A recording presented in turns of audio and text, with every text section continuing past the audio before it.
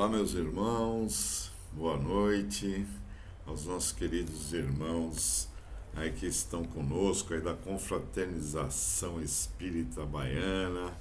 É uma grande satisfação estar com vocês aqui, né, participando hoje dessa live, dessa doutrinária, né, aí nas proximidades do São João, aí uma data tão comemorada, né, por todos nós aqui, principalmente os do Nordeste, né, e aqui na Bahia, principalmente, é uma movimentação muito grande em prol dessa festa, né. Estamos aqui hoje para falar um pouco sobre o nosso Evangelho. Mas antes de iniciarmos, vamos aqui fazer a nossa prece, né, para poder estreitar os laços de conexão com a espiritualidade, principalmente nesses momentos em que vivemos e que estes laços são tão necessários para nos fortalecer a continuar a nossa caminhada, a nossa jornada em busca da redenção, da evolução. Então vamos lá, se possível fechando os nossos olhos, para que possamos ter uma conexão mais próxima com os amigos espirituais, né? E vamos instalando em nossa tela mental a imagem do meigo, terno e doce Rabi da Galileia, o Mestre Jesus. Que Ele possa nos amparar, que Ele possa nos fortalecer, para que tenhamos fé e bom ânimo neste nosso processo de transformação. Jesus amado, Mestre de luz, em nos reunidos mais uma vez em Teu nome, em busca dos Teus ensinamentos, para que possamos, através deles, transformar a nós mesmos e aqueles que vivem nas nossas proximidades. Abençoa-nos, Senhor, o propósito de evoluir, de ser melhor hoje do que fomos ontem, de colocar em prática os Teus ensinamentos através do Teu Evangelho. Rogando as benesses da Tua presença, te pedimos que fique conosco, não somente hoje, mas por todo o transcorrer da nossa eternidade. Gratidão, gratidão, gratidão, e que a paz de Jesus possa adentrar e permanecer nos nossos corações, meus irmãos, e que haja amor, compaixão e paz entre todos os seres do universo. É isso, meus irmãos. E hoje vamos falar um pouquinho aqui sobre o capítulo 8 do Evangelho segundo o Espiritismo, cujo título é Bem-aventurados os que têm puro o coração. Aí vamos aqui no item 1, né? A simplicidade e pureza de coração, né? Bem-aventurados os puros de coração, porquanto verão a Deus. Está lá em São Mateus, no capítulo 5, versículo 8. E vamos tratar também aqui do item 2, né? O item 2, em que o Evangelho nos traz uma passagem bem interessante, onde diz assim: apresentaram-lhe então algumas crianças, a fim de que ele as tocasse. E como seus discípulos afastassem com palavras ásperas os que lhes representavam, Jesus, vendo isso, zangou-se e lhes disse: deixai que venham a mim as criancinhas, e não as impeçais, porquanto o reino dos céus é para aqueles que se lhes assemelham. Digo-vos em verdade que aquele que não receber o reino de Deus como uma criança, nele não entrará. E depois de as abraçar, abençoou-as, impondo-lhes as mãos. Está lá em São Marcos, capítulo 10, versículo 13 a 16. Muito bem, minha gente. Então, a gente vê aqui que já no item 1, né, e é o título do capítulo, né, que bem-aventurados os que têm puro de coração, porque verão a Deus. Né? Esse é um aspecto muito importante do Evangelho, da fala de Jesus, né?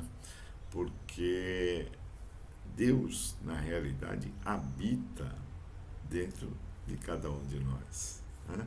Deus está aqui no nosso íntimo, no nosso ser. Né?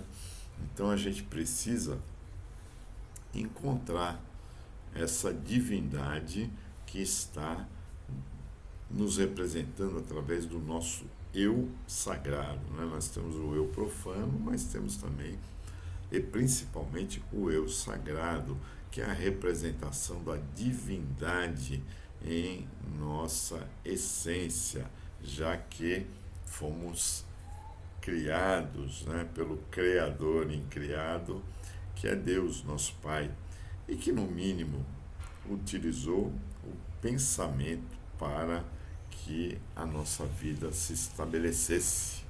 Né? Então, pelo menos o pensamento divino habita em cada um de nós. Né? E a gente sabe que o coração é o órgão que simboliza a amorosidade, que simboliza os sentimentos mais refinados, os sentimentos mais evoluídos. Né? Então a gente tem esta certeza, esta convicção de que nós trazemos em nossos corações esses sentimentos mais sublimes. Né?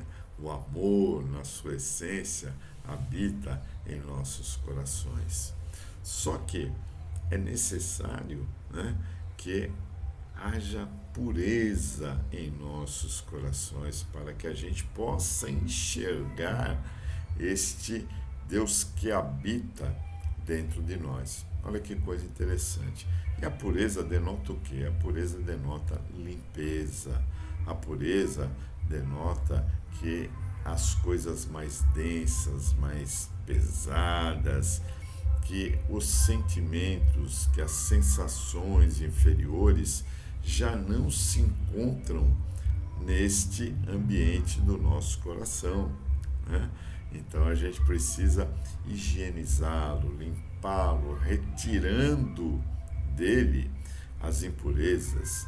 Jesus nos fala também, né, do joio e do trigo, né, das ervas daninhas.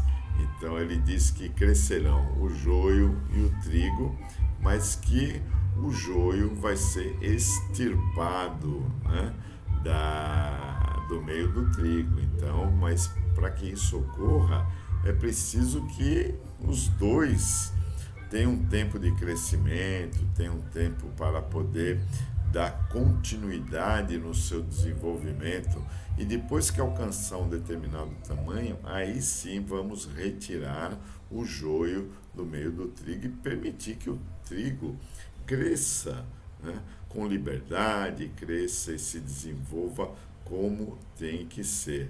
Né? Então a gente vê isso, e o nosso coração ainda, né, está impregnado desse joio que precisa ser retirado para que esse trigo do amor, esse trigo da solidariedade, da caridade, da amorosidade possa se desenvolver na sua plenitude e faça com que a gente tenha, né, uma visão mais clara, e aí possamos então ver a Deus. Né? Não esse Deus humanizado, antropomórfico que a gente criou, mas sim esse Deus, né, que é a essência da criação de cada um de nós. Esse Deus que é amor, né? Que é um sentimento maravilhoso e que a gente precisa ainda entender, ainda precisa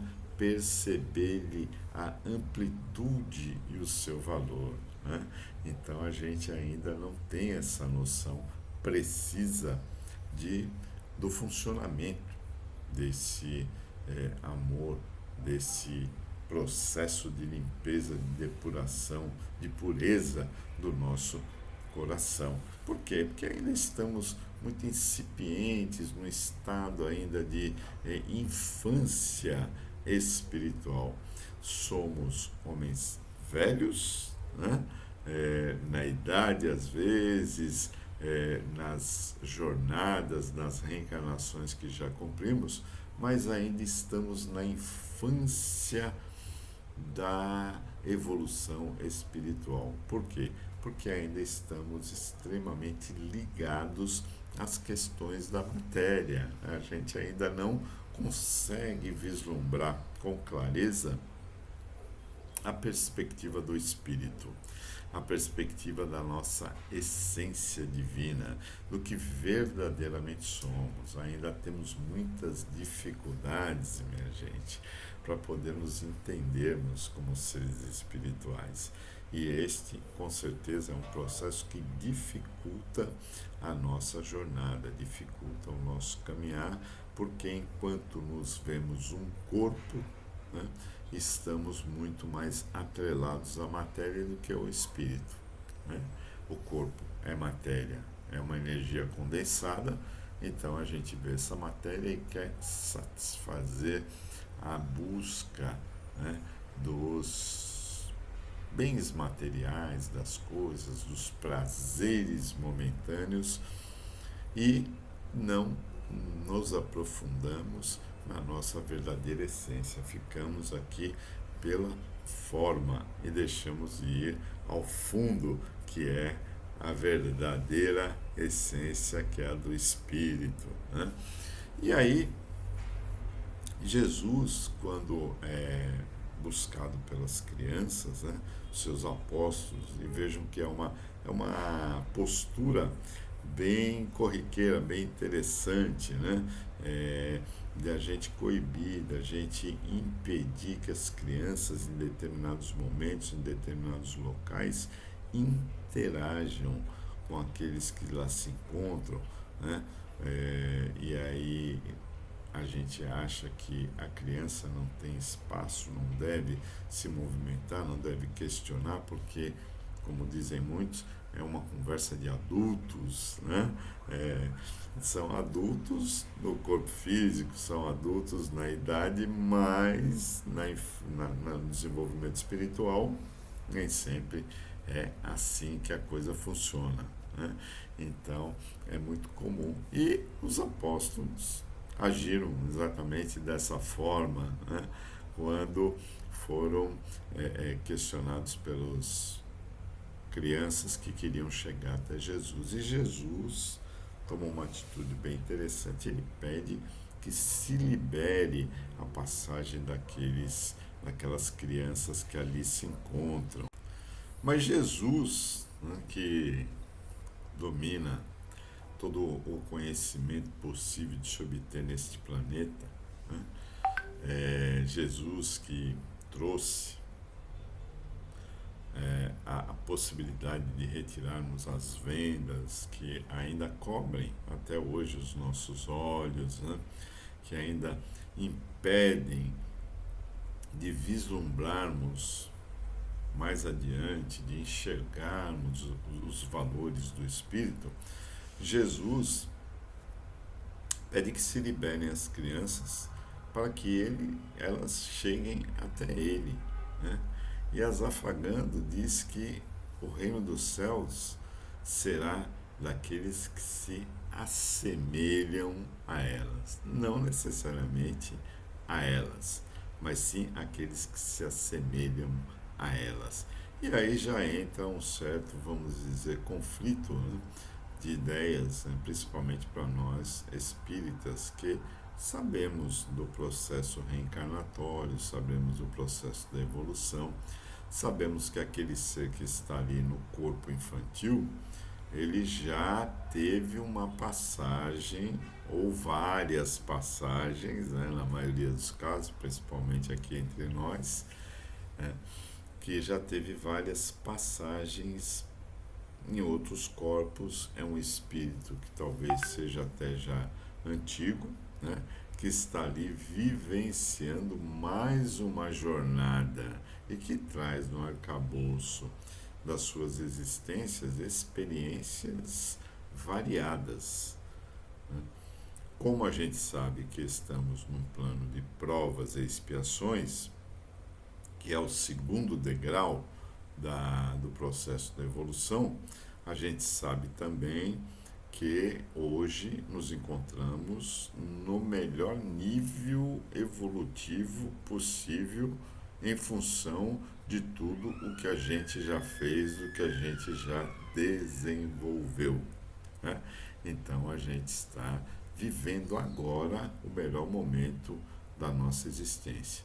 E aí fica fácil identificar, né, em que nível que a gente está no projeto evolutivo, né? Projeto que nós temos, participamos desse projeto quando programamos ou reprogramamos as reencarnações junto com os nossos amigos espirituais que nos auxiliam, evidentemente, quando a gente tem esta possibilidade. E aí a gente tem esse grande projeto de chegar até Jesus, né, para que se cumpra a sua própria palavra, né?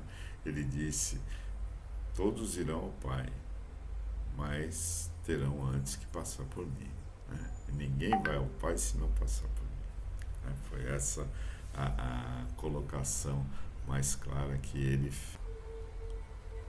E aí, dentro dessa colocação que Jesus faz, há um contexto de conhecimento, evidentemente. Ele sabe que quem está ali é um espírito que já passou por diversas etapas e que está buscando a sua redenção.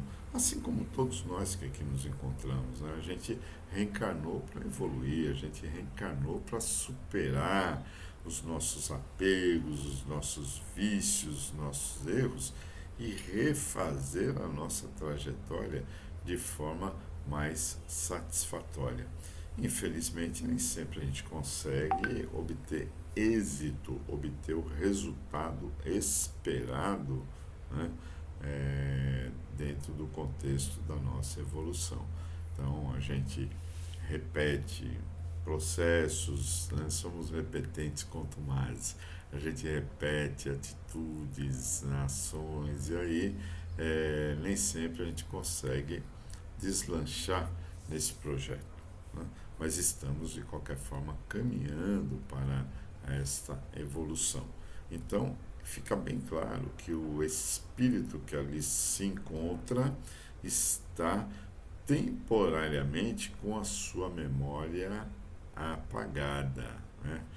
Apagada talvez não seja o termo mais claro, mais exato. Vamos dizer que ela está bloqueada, né? Como hoje a gente tem os HDs, já não estamos saindo dos HDs para SSD, né? Que é mais veloz, mas vamos usar o exemplo do HD, né? Como se ele tivesse uma partição ali dentro desse HD bloqueada por uma senha que a gente não tem disponível. Então a gente não consegue acessar os arquivos das nossas outras existências, mas eles estão lá, estão presentes, estão vivos ali, né? E basta que a gente consiga obter a senha para poder efetivamente buscar estas informações. Então, a gente tem até um exemplo muito interessante, né, que André Luiz nos traz, que é a reencarnação de Segismundo, né, que assim é uma reencarnação emblemática, né? Segismundo que havia cometido um crime e desencarnou, passou por um bom tempo no plano espiritual, fez amizades, construiu amizades ali na sua passagem pelo plano espiritual e buscou o trabalho da reencarnação, sem o qual a gente não consegue concretizar a nossa evolução. Então ele buscou isso, e quem iria servir de pai para ele? Justamente, se não me engano, Adelino, que era a pessoa que ele havia subtraído a vida na reencarnação anterior. Então, a sua vítima seria o seu pai nesta encarnação que ele estava pleiteando. Olha que interessante, né? E aí foi feito um acordo no plano espiritual, onde Adelino e sua esposa aceitaram receber Segismundo como filho, para que ele pudesse resgatar todos os seus débitos, né? Mas o que acontece? Quando a coisa está para se definir, é, Adelino refuga, Adelino fica receoso, Adelino sente aquelas sensações que ele trouxe ainda em seu espírito das situações vivenciadas no passado, né? Onde a sua vida foi subtraída por Adelino. Então ele fica com aquela emoção, com aquele sentimento, e isso dificulta a fecundação, porque os nossos pensamentos, que são energia, né, eles influenciam todo o nosso processo fisiológico. E aí, inclusive, os espermas também são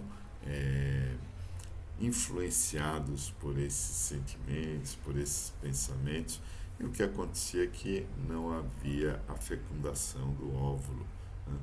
Mas a espiritualidade amiga se aproxima de Adelino, traz Segismundo, que vai lá e, num desdobramento de Adelino, durante o sono noturno, desdobra a sua esposa e desdobra ele, né? Ele é chamado para dialogar com Segismundo, que pede perdão, que explica a sua situação, que garante que vai modificar a sua postura, né, enquanto ser reencarnado, e que precisa dessa oportunidade para poder evoluir. E aí Adelino concorda, né, com a situação e aceita, né, Segismundo como filho, e aí há a fecundação, né? Então, quer dizer, já pensou se Adelino ou Segismundo se lembrassem desse processo do passado, do crime? Como é que ficaria a situação? Ficaria muito difícil, né? Conviver com o seu assassino do passado. Poxa, esse cara me matou na última encarnação, agora será que ele vai realmente passar? Será que ele vai fazer a coisa direito ou vai me matar de novo? Quem é que pode garantir? Só Deus, né? Só Deus. Então, haveria muito receio, haveria muita dificuldade, o sentimento de culpa, que já é grande hoje, a gente vê aí em função das depressões, né, que nada mais são do que sentimento de culpa. A gente vê que há, né, essa dificuldade das pessoas em se perdoarem também, né, de perdoar o próximo e de se perdoar, porque tudo começa em nós, né? Se a gente não se perdoa, a gente não vai conseguir perdoar o outro. Por quê? Porque a gente só dá o que tem. Jesus disse: ama o próximo como a ti mesmo. Se você não se ama, como é que você vai amar o seu próximo, né? Aí vai ficar meio complicado, vai ficar difícil. Por quê? Porque você só dá o que tem. Se você não sabe o que é o amor, porque você não se ama, você não conhece o amor. Então você não sabe o que é o amor, você não vai conseguir identificar no outro o amor. Então você não vai conseguir amar ao seu próximo, em função dessa ignorância em relação ao amor ao próximo. Então, por isso, né, que a gente precisa desenvolver esses sentimentos mais elevados, né? Por isso que a gente precisa entender o nosso sentimento de culpa e passar a combater o orgulho nos perdoando, né? porque o orgulho, ele dificulta você se aceitar como é um ser imperfeito, cheio de falhas, que está trabalhando, que está desenvolvendo aptidões para poder sanear essas falhas. Mas este é um processo lento, gradual, que vai demandar um bom tempo para até a gente conseguir, né, estar num estágio melhor. Né? Com certeza não serão poucas as reencarnações ainda, né? Ainda temos muito chão aí para poder caminhar, temos muitos degraus aí da escala de Jacó para poder ascender a patamares mais elevados, né? Então a gente precisa estar atento a estas questões que permeiam todo esse processo no qual estamos inseridos, né?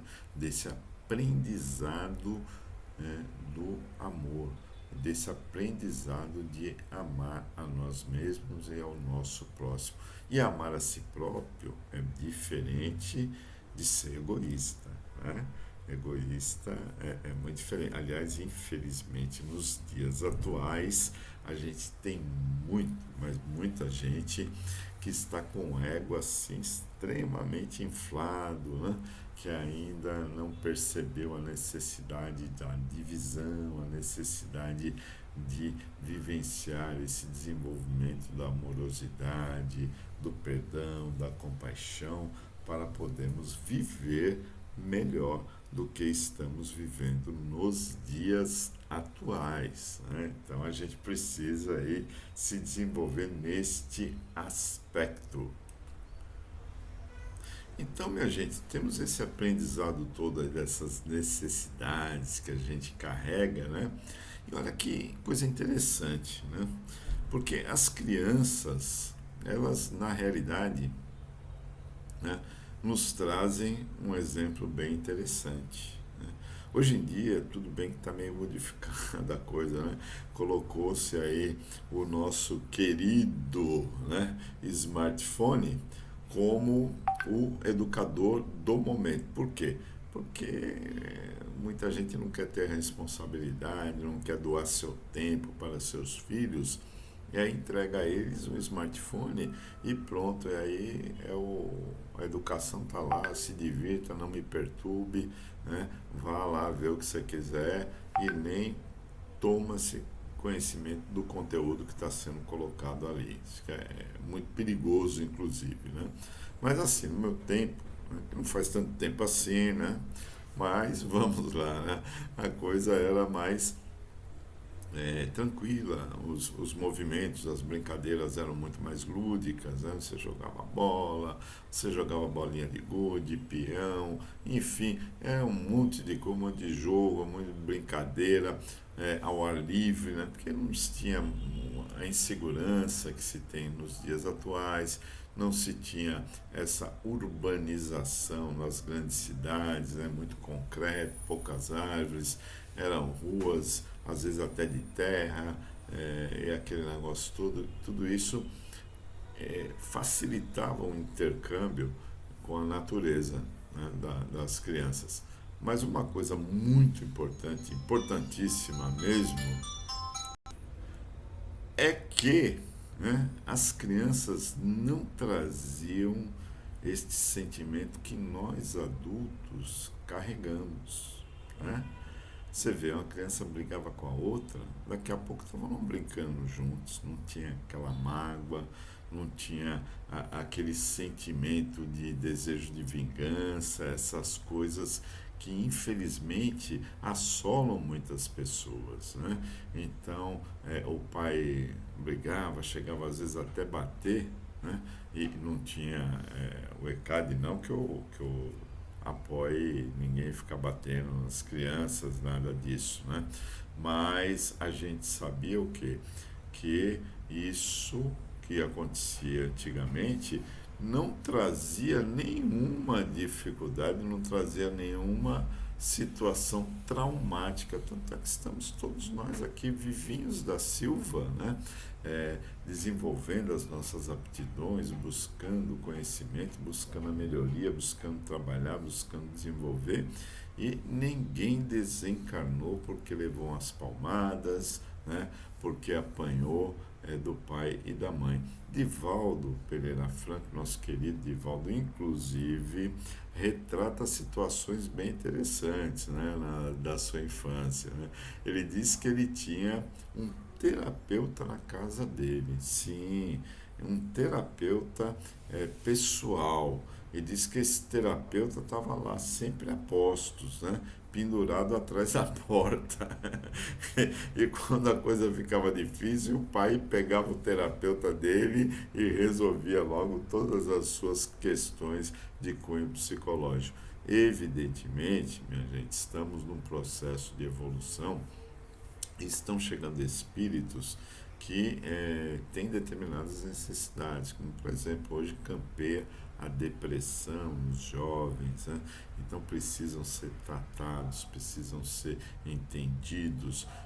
Vivemos num momento muito mais ligado ao diálogo, até porque essa nova geração tem uma percepção, né, muito clara dos seus valores, tem uma visão muito material, tem uma visão assim muito clara de conhecimento, e a gente precisa dialogar, a gente precisa convencer. Isso demanda tempo, isso demanda busca de conhecimento que nem todos os pais estão abertos a desenvolver, mas a gente precisa estar preparado para poder atender a ânsia desses jovens que buscam, né, valores que às vezes eles não estão conectados com aquilo que eles estão buscando.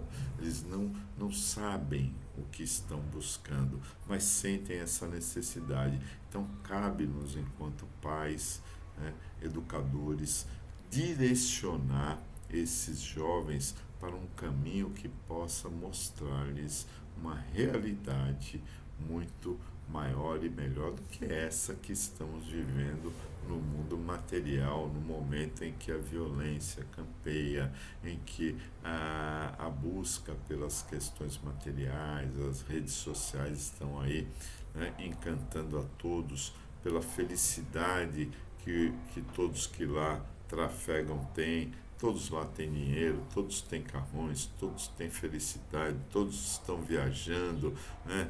São casais assim maravilhosos. Então lá tem tudo, mas aqui fora não é bem assim.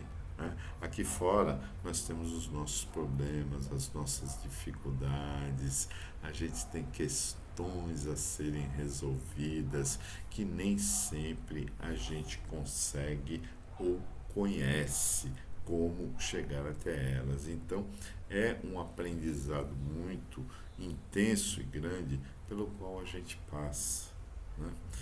E aí a gente se pergunta, mas sim, aí quer dizer, essas crianças então, sim, as crianças, Jesus quando diz que o reino do céu será daqueles que se assemelham, ele propõe o que? Ele propõe que a gente pegue como exemplo essa simplicidade que as crianças têm. Né? É uma coisa maravilhosa, são simples, né? Não guardam mágoas, não guardam rancores. Né? Então ele busca exemplificar através do papel dessas crianças, através da atitude deles, uma postura para que a gente também possa vir a tomar.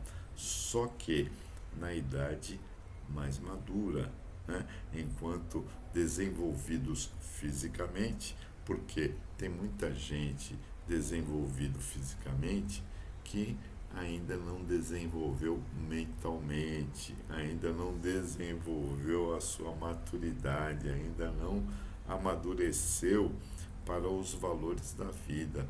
Tem muitas crianças nos dias atuais, né, que são verdadeiros velhos e velhos que são verdadeiras crianças porque ainda não encontraram, né, a liga, ainda não encontraram a sabedoria. Sabedoria é algo que se conquista com o transcorrer das nossas existências. Então a gente vem aí, né, caminhando através das reencarnações, buscando evoluir a nossa consciência, buscando adquirir conhecimentos que possam nos modificar na nossa conduta, na nossa existência. Então é essa sabedoria que Jesus quer que a gente aplique na idade madura, para que a gente se assemelhe às crianças, porque quem é sábio não guarda mágoas, não é verdade? Sábio não guarda mágoas, não tem rancor, né? Não precisa ficar se culpando, né? Se perdoa o seu semelhante, ou melhor ainda, chega até no estágio em que ele não precisa perdoar, porque não tem motivo, ele não se ofende, né? Quem se ofende somos nós ainda nessa visão pequena, minúscula de seres espirituais que somos, que ainda não enxergamos adiante, então as coisas nos afetam, né? Nosso orgulho ainda é muito intenso, mesmo que diminuto, né? A gente já vai, com o tempo, pelo passar do tempo, a gente vai diminuindo este orgulho, mas ele ainda está presente, ele ainda está vivo, né? Porque a evolução não dá saltos, como diz Kardec. A gente tem que ir paulatinamente transformando, modificando, até porque é necessário este processo para que, à medida que o conhecimento vá se internalizando, a gente vá percebendo os valores, a gente vai percebendo as mudanças, né? Então, quando a gente vai amadurecendo, quando a gente vai criando sabedoria, a gente vai entrando nesse estado que Jesus nos propõe, o estado da infância, né, do espírito reencarnado, aquele estado em que ele está acessível a absorver novos conhecimentos, em que as suas impressões das vidas passadas, como orgulho, egoísmo, ganância, sexolatria, sensualidade exacerbada, ainda não vieram à tona, que é um momento em que os pais podem então incutir novos valores para os seus filhos, fazendo com que eles tenham uma visão modificada, uma visão melhor do que vem a ser a vida na sua plenitude, ou seja, não só nesta encarnação, mas também a existência da imortalidade da alma, aonde o corpo sim perece, mas o ser espiritual, esse permanece, prevalece e continua a sua jornada até que consiga entrar num estágio em que não precise mais reencarnar neste planeta ou num plano de provas e expiações, até porque o nosso planeta está aí no processo da transição planetária, aonde vai evoluir, o que não significa que todos os seus habitantes irão juntos, né? Nem todos poderão acompanhar esse processo evolutivo desse planeta.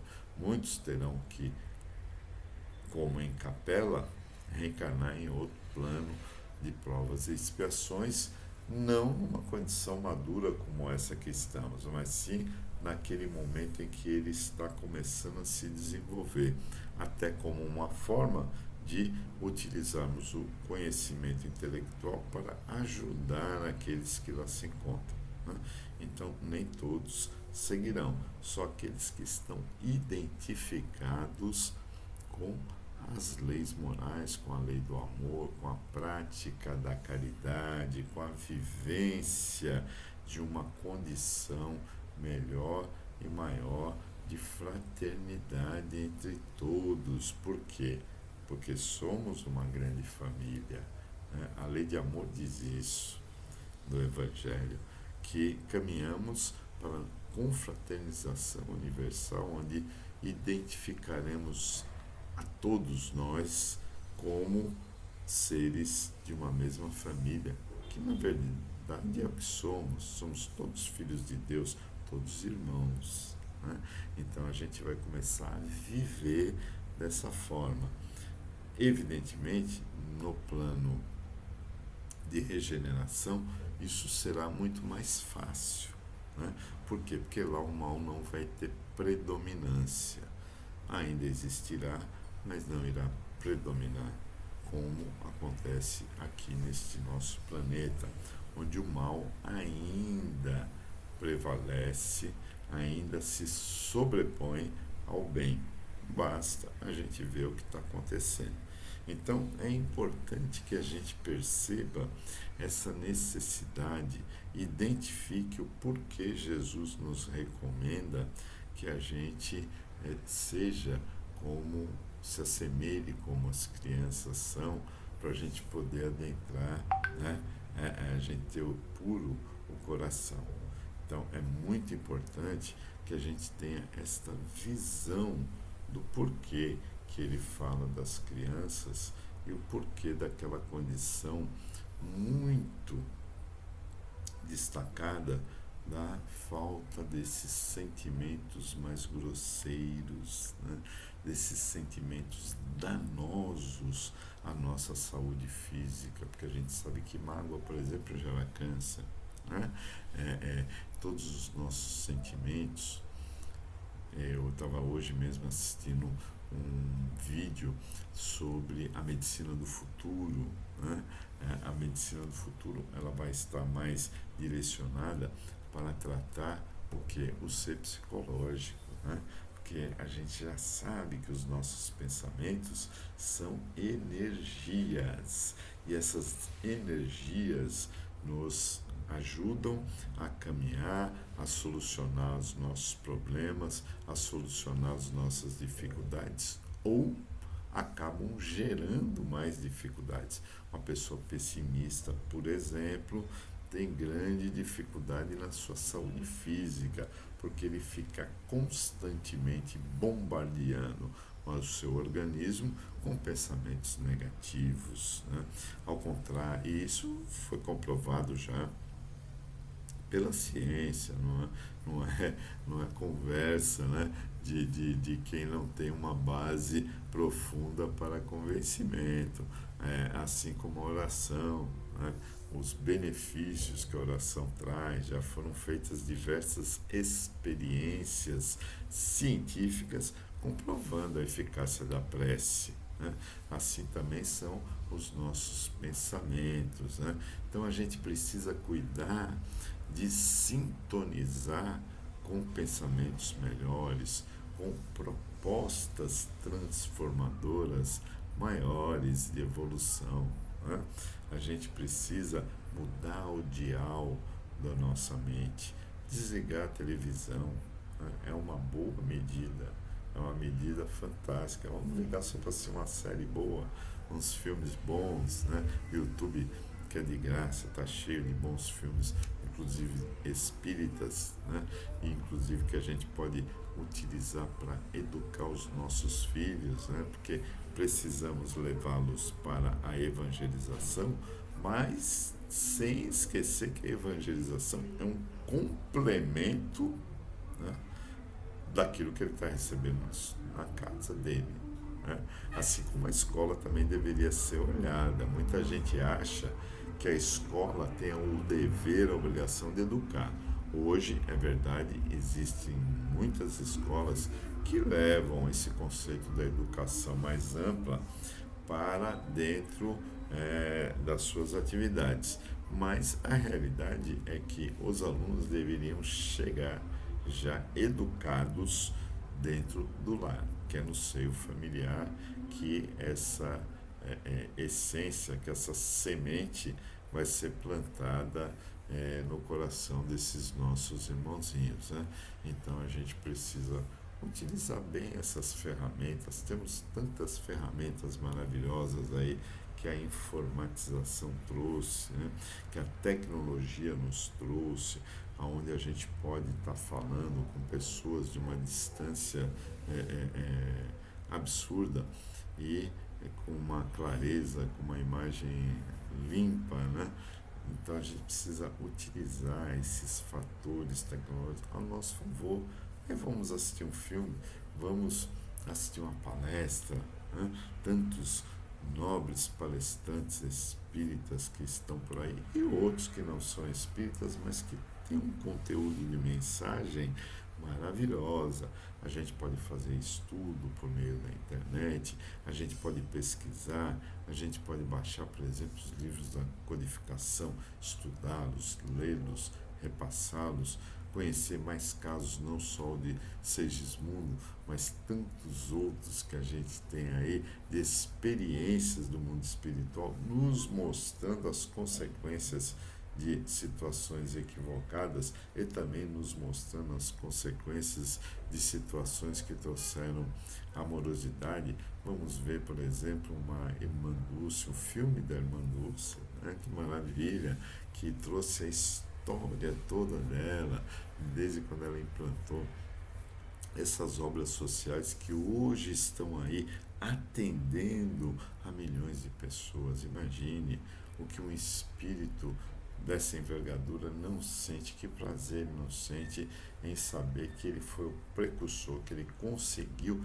desenvolver a sua atividade, que ele conseguiu impregnar o seu coração do amor do Pai e colocar em prática o seu planejamento reencarnatório.